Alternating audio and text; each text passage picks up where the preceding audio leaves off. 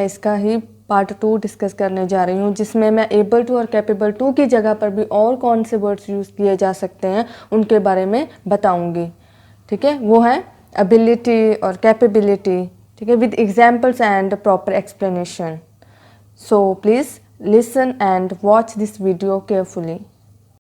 Firstly, we will understand the usage of able to or capable to, which I have earlier discussed in part 1. They are able to perform their duty responsibly, कि वो अपनी duty जिम्मेदारी से निभाने में सक्षम हैं। ठीक है, next, we are able to assist her as we don't have money at present time. It's negative sentence कि हम उसकी हेल्प नहीं कर सकते क्योंकि हमारे पास इस टाइम पे पैसा नहीं है। और अभी मैं क्या करूँगी, मैं एबल टू और कैपेबल टू की जगह पर एबिलिटी एंड कैपेबिलिटी यूज़ करूँगी, ताकि आप इस एग्जाम्पल्स के थ्रू आप इनकी यूसेस को समझ सकें। Okay, for present tense rule, subject has और हैव एबिलिटी और capability to, then verb first form. ठीक है, टू के बाद हम वर्ब की फर्स्ट फॉर्म ही लगाते हैं एज यू नो। सो यहाँ पर हम क्या अंडरस्टैंड कर रहे हैं कि सब्जेक्ट के बाद हैज़ और हैव लगाना है, उसके बाद एबिलिटी और कैपेबिलिटी लगाना है। हैज़ क्या है कि मतलब सिंगुलर के साथ यूज़ करते हैं और हैव प्लूरल के साथ, सो ये भी ध्यान में रखना है। Then for negative sentence, subject doesn't have or do not have ability or capability to verb first form।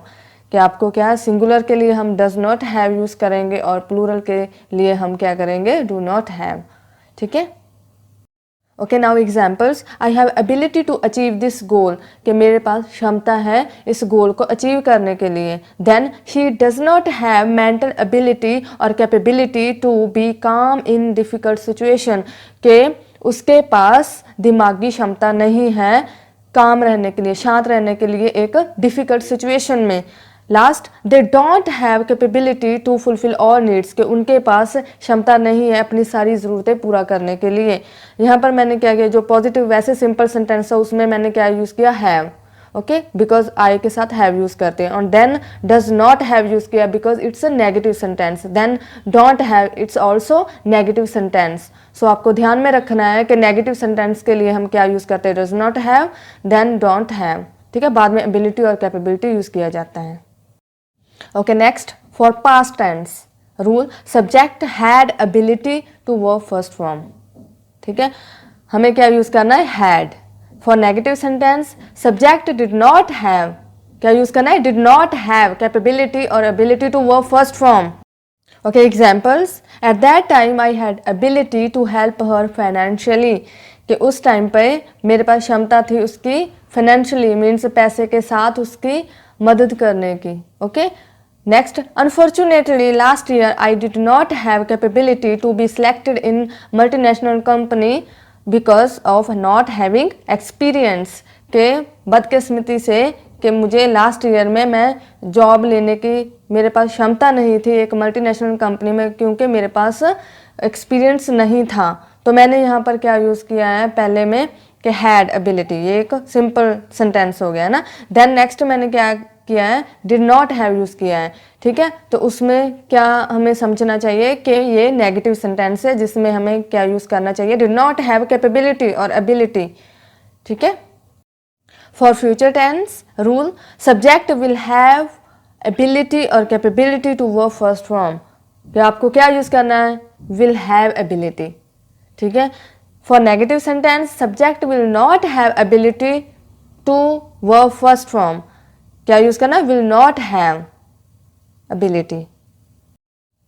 Now examples, if children are given freedom then they will have ability to combat any situation independently, कि यदि बच्चों को freedom दी जाए तो उनके पास ये क्षमता होगी कि वो खुद ही किसी सिचुएशन के साथ निपट लें।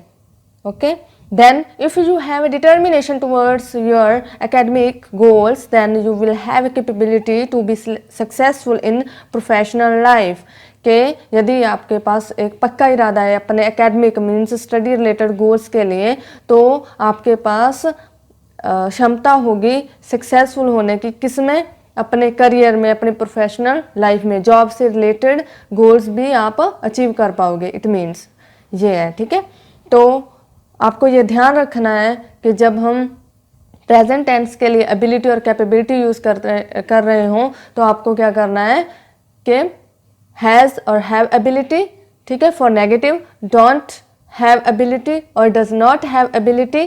देन फॉर पास्ट टेंस आपको क्या यूज़ करना है, had ability. Then for negative did not have ability. For future tense आपको क्या करना है, will have ability. For negative sentence, will not have ability. So these are very simple to understand. So I think you are able to make your own examples.